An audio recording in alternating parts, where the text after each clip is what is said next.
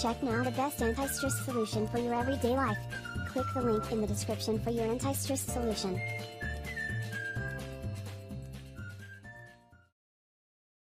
Skepticism over Trump's wall cost simmers among Democrats, border Republican. Republican Congressman Will Hurd, whose district spans 800 miles, 1,290 kilometers, of the Texas-Mexico border, on Friday criticized plans under consideration by the Trump administration to build walls and fences costing an estimated $21.6 billion to deter illegal immigration. Reuters on Thursday revealed details of an internal report by the Department of Homeland Security, DHS, that estimated the cost of covering the entire border. It called for the first phase of construction to begin in San Diego, California, El Paso, Texas and the Rio Grande Valley. Building a wall is the most expensive and least effective way to secure the border, Hurd, whose district includes El Paso, said in an email. He said his district includes rough terrain where it is impossible to build a physical wall. The estimated price tag in the report is much higher than a $12 billion figure cited by Republican President Donald Trump in his campaign and estimates as high as $15 billion from Republican House Speaker Paul Ryan and Republican Senate Majority Leader Mitch McConnell. The border wall was one of Trump's main campaign promises. Trump, who took office on January 20, has vowed to make Mexico pay for it, but the United States' southern neighbor has repeatedly said it will not fund its construction. Many congressional Democrats reacted strongly to the news of plans for the wall and its estimated price. Senator Patrick Leahy of Vermont, the senior Democrat on the Senate Appropriations Committee, said in a telephone interview that he welcomed the debate in his committee over funding the wall. Instead of funding this costly and ineffective proxy for real action on immigration reform, we should be directing our resources toward finding cures for cancer, building schools for our children, feeding the hungry and rebuilding our bridges and our roads, Leahy said. 5 Democratic senators on Friday wrote a letter to Homeland Security Secretary John Kelly claiming that the money would be misspent. The letter was signed by Senators Kamala Harris of California, Martin Heinrich of New Mexico, Tom Udall of New Mexico, Brian Schatz of Hawaii and Elizabeth Warren of Massachusetts. Warren, a star of the political left, was silenced in the Republican-controlled Senate on Tuesday evening for speaking out against Trump's Attorney General nominee, Republican Senator Jeff Sessions. Sessions was confirmed on Wednesday. The senators wrote, "We are extraordinarily concerned that President Trump's executive order appears to require that you divert DHS funds meant for critical security priorities to instead fund the border wall." They asked that Kelly respond to a series of questions, including how much funding will be diverted to cover costs for building the wall. Hurd said he had seen estimates as high as $40 billion for the barrier's construction. Brazil's former richest man to stand trial on corruption charges. Brazil's one-time richest man Ike Batista will stand trial on corruption charges along with an ex-Rio de Janeiro governor who allegedly took millions in bribes from the former billionaire. Federal prosecutors on Friday leveled the charges against Batista, the former governor Sergio Cabral and 7 other people accused for helping facilitate the alleged graft, and hiding the money by creating offshore shell firms for Batista, 60. Who 5 years ago had a net worth exceeding $30 billion and was considered one of the world's 10 richest people.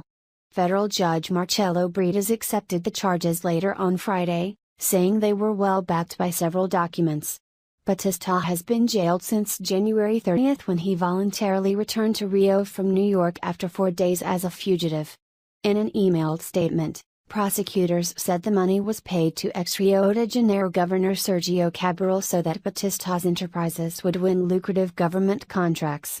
Those included Batista being part of the consortium that ran the Maracana Stadium that hosted the 2014 World Cup final match and the opening and closing ceremonies of the Olympics, along with the construction of the $3.7 billion Port of Azul, since 2013 controlled by Pruma Logistica, which is 74% owned by Washington, D.C. Based Energy Partners. Prosecutors allege Batista paid Cabral $16.5 million in 2011, about 1/4 in cash and the rest in stocks in state-run oil company Petrobras, the Minervale and beverage company Ambev, now known as AB InBev, Abixxital. Prosecutors also charged Cabral's wife, the lawyer Adriana Anselmo, for receiving 1 million reais, $320,821, from Batista for legal services they say were never offered.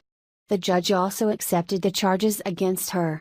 Cabral and his wife are already facing a separate trial on graft charges before Brazil's crusading anti-corruption judge Sergio Moro, a trial set to open next month. In that case, Cabral is accused of leading a criminal organization that took 224 million reais in bribes from construction firms in exchange for infrastructure contracts from 2007 to 2014, when he was serving as governor. $1 equals Polish PM flown to Warsaw Hospital after car crash. Polish Prime Minister Beata Szydło was hurt when her car struck a tree in a crash in southern Poland on Friday, and she was flown by helicopter to a Warsaw hospital as a row broke out over security surrounding top government figures. The PM's condition is good. PM will undergo additional routine checks in hospital in Warsaw, her spokesman Rafał Bochenek tweeted. She had her seatbelt fastened. She suffered mainly bruises and abrasions, he later told private broadcaster TVN24. Szydło, 53, was first taken to a hospital in her hometown of Oświęcim, where the incident happened. Television pictures then showed her being carried aboard a helicopter, lying completely still on a stretcher and wearing a neck brace, to be flown 170 miles, 275 kilometers, to the capital. Szydło took office in late 2015 as head of the right-wing Law and Justice Party government. The deputy director of the Oświęcim hospital said she was in pain but not in any danger, and had been consulted over the decision to fly her out. A police spokesman said her driver, who swerved off the road when another vehicle collided with him, had broken a leg and his pelvis. Police said it was definitely an accident, and a government source said nothing pointed to any kind of attack. However, the incident raised security concerns given that Defense Minister Antoni Macierewicz was involved in a similar accident last month and President Andrzej Duda had a minor car bump last year. Both escaped injury. This is a clue for a potential attacker that it is possible to ram the Prime Minister's car, former Prime Minister Leszek Miller told private TV Polsat News. The Interior Minister called an urgent meeting with the heads of the Government Protection Bureau, which is responsible for ministers' security. The Government Protection Bureau is expected to predict such situations, said Roman Polko, former head of Polish Special Forces. This was a very serious accident. I'm very much concerned that it is being played down. Julia Pietra of opposition party Civic Platform told broadcaster TVP Info, it's frightening to live in a country where, within 11 months, the President, Prime Minister and Defense Minister are involved in car accidents. A police spokesman in Oświęcim, best known as the site of the Nazi death camp of Auschwitz, said the accident happened on Friday evening when the Prime Minister was traveling in a convoy of cars overtaking a private Fiat Seicento. Suddenly the Seicento turned left, crashing into the Prime Minister's car, the spokesman told a televised news conference. Police were investigating under the supervision of a prosecutor. TV pictures showed serious damage to the front of Szydło's Audi A8 vehicle. It was not clear what happened to the Brazilian state says reached deal to end police strike. Brazil's Espírito Santo state government on Friday said it has reached an agreement with associations representing police officers in the state to end a week-long police strike.